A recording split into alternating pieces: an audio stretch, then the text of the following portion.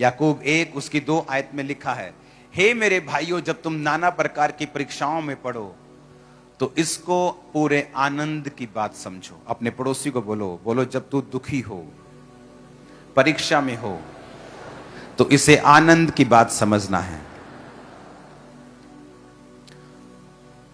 अब जब मैं बाइबल को पढ़ता हूं और बाइबल की जो व्याख्या है इस वचन की, मैं वो आपके लिए जब पढ़ता हूं तो उसमें एक चीज आपको समझ आती है कि ये किस परीक्षा की परमेश्वर बात कर रहे हैं।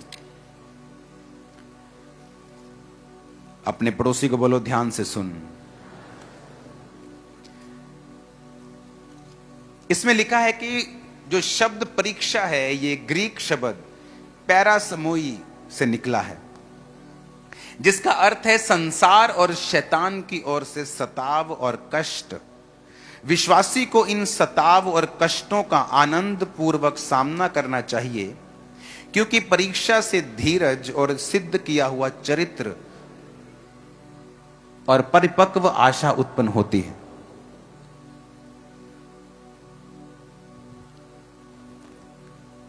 याकूब इन परीक्षाओं और कठिनाइयों को विश्वास का परखा जाना कहता है।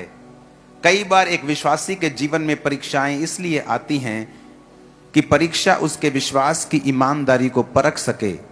धर्म ग्रंथ में कहीं भी इस बात की शिक्षा नहीं है कि कठिनाइयां इस बात का संकेत हैं कि परमेश्वर हमारी जिंदगी से खुश नहीं है। वो इस बात का संकेत हैं कि परमेश्वर इस बात को मान्यता देता है कि हमारी उसके प्रति निश्चित प्रतिबद्धता है।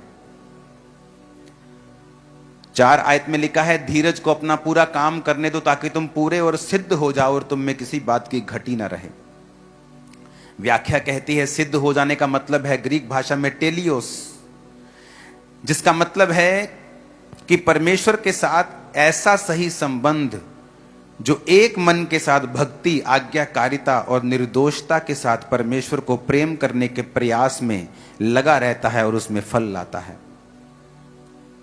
इसका मतलब है परमेश्वर ने कहा जब तुम नाना प्रकार के दुखों में पड़ो, और खास करके उन दुखों की बात कर रहा है जो शैतान या इंसान को विश्वास के कारण सताव का सामना करना पड़ता है। शैतान की ओर से वो सताव होता है, कष्ट होता है, और संसार की ओर से भी होता है। तो परमेश्वर ने कहा कि ये परीक्षाएं इसीलिए आती हैं कि वो परमेश्वर हमारी ईमानदारी को परख सके।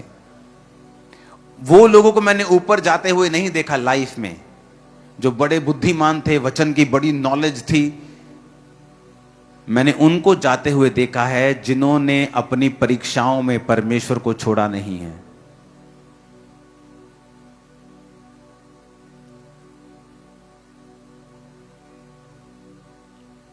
जिन्होंने प्रेम के साथ परमेश्वर को और प्यार करने में फल लाए हैं, जिन्होंने जोर लगाया है इस बात में कि मुझे अगर परीक्षा है, दुख है, तो भी मैं परमेश्वर से मुड़ूंगा नहीं। कई बार आपकी फैमिली से आपकी फाइट होती है। वो कहते कौन सा मेला देखने जाती, तो कौन सी चर्च है 8 घंटे में, सुबह तू निकलती है 4 बजे, रात को 8 बजे वापस आती है, क्या तमाशा लगा रखा है तू, कौन सी चर्च, 16 घंटे तू घर से बाहर रहती, कौन सा मेला देखने जाती है। और वो मेला देखने जब वो खुद आया तो वाइफ से भी ज्यादा मेला देखने आ गया। फिर हालेलुया।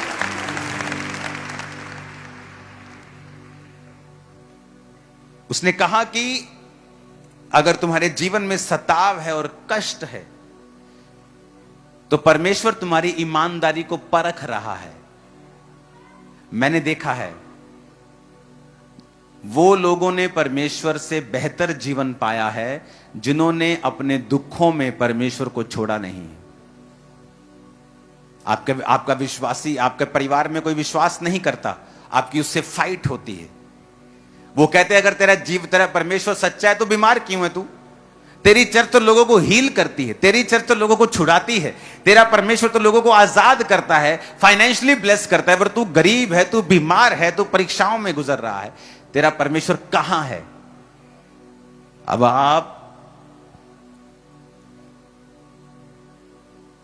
उस परीक्षा के कारण परमेश्वर से दूर होंगे,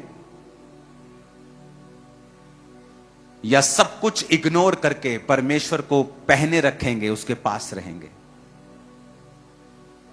अगर आप ऐसे विश्वासी हैं तो ही आप चलेंगे, नहीं तो नहीं चलेंगे।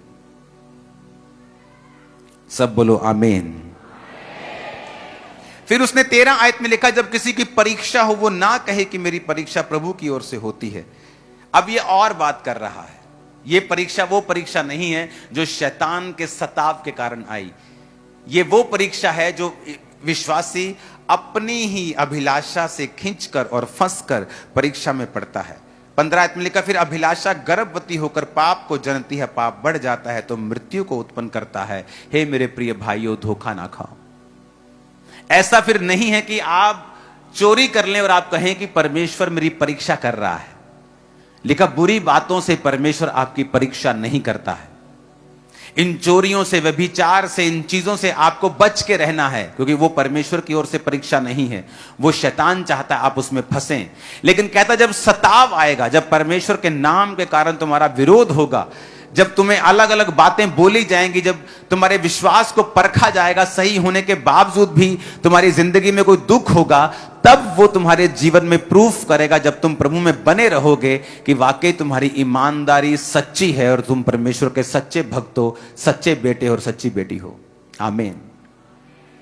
तब मालूम नहीं होगा जब तुम हालेलुया बोलते हो, या तुमने एक भी संडे मिस नहीं किया है, या तुम टाइटर हो। ये तब मालूम होगा जब दुखों में भी तुमने परमेश्वर को छोड़ा नहीं है। यहां सेटल होता है केस, कि तुम्हारी लाइफ में कुछ भी हो जाए, तुम्हारा स्टैंड वही है, तुम्हारा परमेश्वर वही है। तुम्हारी प्रार्थना कम नहीं हुई, तुम्हारा चर्च जाना कम नहीं हुआ, तुम्हारी फास्टिंग कम नहीं हुई, तुम्हारा प्रेम परमेश्वर के प्रति कम नहीं हुआ। तुम सिर्फ बड़ी बड़ी मीटिंग पे चर्च नहीं जाते हो, तुम हर संडे जाते हो। हालेलुया। उसने कहा, यदि तुमको बुद्धि की घटी हो, 5 आयत में, तो प्रभु से मांग जो बिना उलाहना दिए सबको उदारता से देता है। उसने क्यों बुद्धि की बात यहां पे की है? कहता, बुद्धि का अर्थ है कि वो आत्मिक योग्यता जिसके द्वारा हम परमेश्वर के दृष्टिकोण से जीवन और उसके व्यवहार देख और मूल्यांकन कर सकते हैं। जिसका मतलब है कि बुद्धि यानी वो आत्मिक योग्यता, वो एबिलिटी, वो समझ जिससे हम परमेश्वर के दृष्टिकोण से, कि परमेश्वर मेरे जीवन को जिसमें मैं अभी हूं किस तरह से देख रहा है। अगर मैं यूसुफ हूं और गड्ढे में हूं, यूसुफ तो अपने आप को गड्ढे में देख रहा है, लेकिन परमेश्वर का दृष्टिकोण यह है, अब यह गड्ढे से मिस्र में जाएगा, वहां से जेल में जाएगा और जेल से प्रधानमंत्री की कुर्सी तक जाएगा। कहता, अब तुम वो बुद्धि मांगो जिससे तुम परमेश्वर के दृष्टिकोण से, तुम परमेश्वर की निगाहों से अपने जीवन को मूल्यांकन कर सको, देख सको, उसको तोल सको कि मेरे जीवन में जो हो रहा है उसका आत्मिक मतलब क्या है। क्योंकि जो आपके जीवन में हो रहा है वो नॉर्मल नहीं है, वो चैलेंजिंग है। आपका फैमिली मेंबर सडनली उसकी कुछ होता है, उसको आप बोलते हो, ओह ये मेरे साथ कैसे हो सकता है। सडनली कोई आपके साथ घटना होती है, ओह मेरे साथ ये कैसे हो सकता है। सडनली मेरे गोडाउन को, जिसमें मैं रोज के लाखों रुपए कमाता था, आग लगा दी किसी ने। आप शॉक में हो कि मैं पाप में नहीं हूं, मैं टाइदर से भी ज्यादा टाइथ देता हूं, मेरा 20% परमेश्वर में जाता है, मेरी प्रार्थना पूरी है, सब कुछ पूरा है, फिर मेरे साथ ऐसा कैसे हो सकता है। और तब आपको जरूरत पड़ेगी परमेश्वर के दृष्टिकोण से, उसकी निगाहों से अपने जीवन को मूल्यांकन, यानी अपने जीवन को तोलने मोलने की, कि ऐसा मेरी लाइफ में क्यों हो रहा है। कहता, अगर तुम में वो बुद्धि की कमी है तो मांगो परमेश्वर से। अगर तुम वो बुद्धि मांगोगे तो परमेश्वर तुम्हें देगा, कि प्रभु मुझे बुद्धि दे, मैं नहीं समझ पा रहा हूं कि मेरे जीवन में जो दुख हैं वो किस लिए हैं, मैं इन चीजों से क्यों गुजर रहा हूं, क्यों गुजर रही हूं। अगर वो मेरी गलती है तो मुझ पे जाहिर कर, अगर तेरी परीक्षा है तो वो भी मुझ पे जाहिर कर। तो परमेश्वर ने लिखा है कि वो तुमको बुद्धि देगा, क्योंकि वो सबको बिना ताना दिए उदारता से तुमको देता है। तुम्हें सडनली समझ आनी शुरू हो जाएगी कि मेरे जीवन में ऐसा क्यों हो रहा है, कि मेरे पास्टर की लाइफ में ऐसा हुआ था, उसका गडाउन जल गया था। इस सेवकाई को शुरू करने से पहले मैं ऐसी भयंकर बीमारी से होकर गुजरा और मुझे मालूम भी नहीं था कि मैं कभी चल भी पाऊंगा या सेवा कर पाऊंगा कि नहीं। मसीह में आने के बाद, बपतिस्मा लेने के बाद, पवित्र आत्मा पाने के बाद ये सब कुछ हो रहा था। वेरी स्ट्रेंज, समझ से परे था, कोई साथ नहीं था। बहुत से मसीह लोग भी दुश्मन हो गए थे जब मालूम पड़ा था कि मैंने सेवकाई करनी है। घर वालों को बता नहीं सकता था, नया नया मसीह था, वो मुझसे लड़ते थे। ना दोस्त था, ना बाहर था, ना अंदर था। सब तरफ से ऐसा लगता था कि मैं अकेला पड़ गया हूं। और वो राइट टाइम था, क्योंकि उस समय मेरा कोई, आज वो सारे दोस्त जो मेरे पक्के दोस्त थे मेरी जिंदगी में वापस आ चुके हैं। पर आज अगर 2007 में वो होते तो उनका प्रभाव मुझ पे होता, तो शायद मैं मसीह को ना पकड़ पाता। लेकिन आज जब वो वापस आए हैं तो मेरा प्रभाव 100% उन पे है, उनका 1% भी नहीं। ऐसा क्यों हुआ मेरे साथ 2007 में कि कोई मेरे पास नहीं है, ना घर, ना बाहर, ना दोस्त। जो थे वो भी दुश्मन बन गए कि अच्छा इसको अपनी सेवकाई शुरू कैसे करनी। और प्रभु ने कहा था मैं तुझे ये चर्च दूंगा। तो होता क्या था, जब शाम में मेरे पास कोई काम नहीं होता था, अपना बिजनेस कर लिया, अब ना कोई दोस्त है, ना कोई कुछ ने, घर में मैं ऐसे काम करता जैसे मैनेजर आता है बाहर से, उसको कोई मतलब नहीं है, वो महीने बाद अपनी पॉकेट मनी लेता है, उसने क्या खाया है, कहां वो जाएगा शाम को, उसका हार्ट क्या है, उसका दिल क्या है, वो उदास क्यों है, कोई मतलब नहीं था किसी को। और वो समय होता था जब अकेला मैं होता था और अर्नियस मॉल जी के सॉन्ग होते थे और सॉन्ग्स होते थे, जो शाम को 6 बजे मैं बैठता था, रात के 12 बजे उठता था। वो समय था जब परमेश्वर ने मुझे बनाया और मुझे वो बुद्धि दी कि तेरे साथ जो हो रहा है उसका एक आत्मिक रीजन है, कारण है।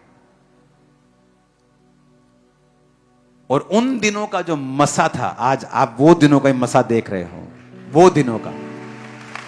आमीन। कई लोगों के पास बुद्धि नहीं होती है। एक औरत जब चर्च में आई तो उसका बेटा मर गया, बेटा जब मर गया तो बैक हो गई। वो जब बैक स्लाइड हो गई तो काफी साल बैक स्लाइड रही।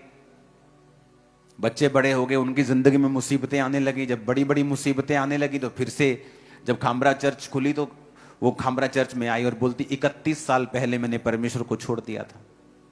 मैंने कहा छोड़ के कुछ बना? नहीं बना। मुसीबतें घटी? नहीं घटी।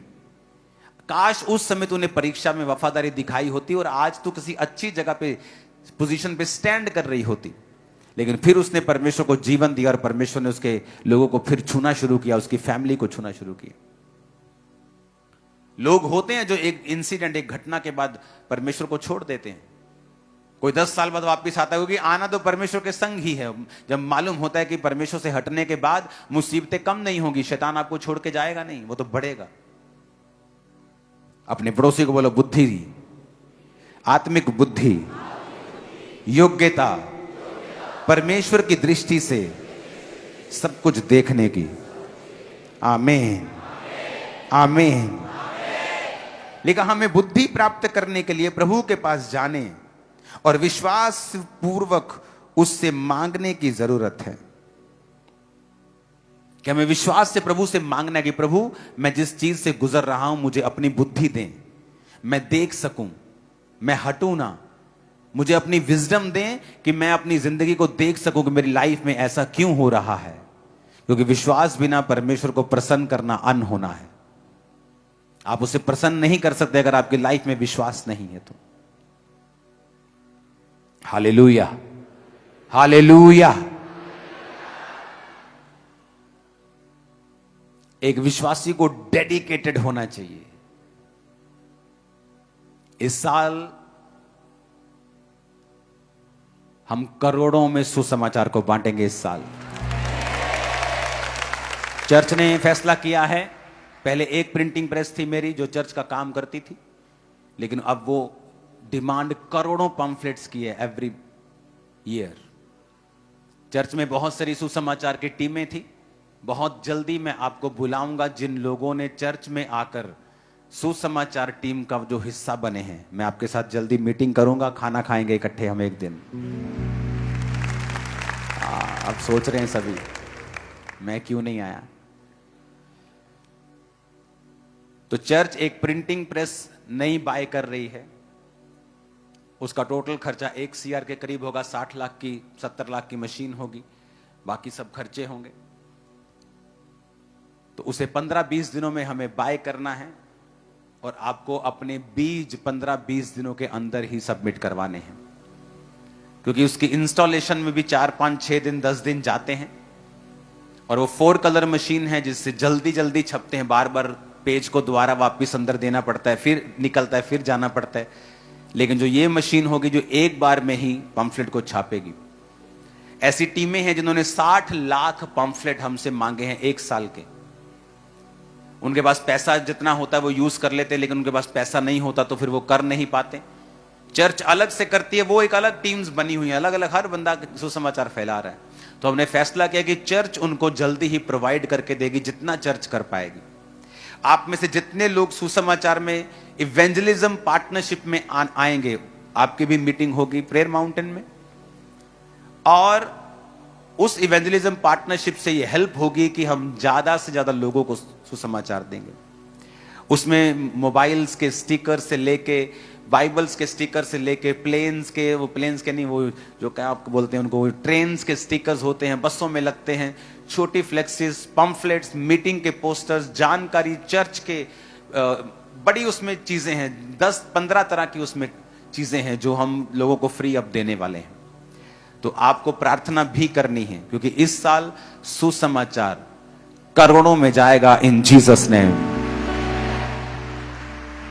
और वो मशीन बाय करने के लिए आपको अपना नाम जरूर लिखवाना है कि मैं उसमें अपने हिस्से को देना चाहता हूं, क्योंकि चर्च के और भी काम हैं रेगुलरली जो चल रहे हैं और बड़ी रीति के साथ चल रहे हैं। तो मैं चाहता नहीं कि वो काम रुकें, हम एक काम करें दूसरा रुक जाए। तो आपको अपने बीजों को रेगुलरली जमा करवाना है। मेरा बिलीव है आप लोग खुदा में चलेंगे, बुद्धि को मांगेंगे, परीक्षा में स्थिर रहेंगे, शैतान के ऊपर फतह प्राप्त करेंगे और एक बड़ी एग्जाम्पल अपने परिवार में परमेश्वर की बनेंगे। आमीन, आमीन।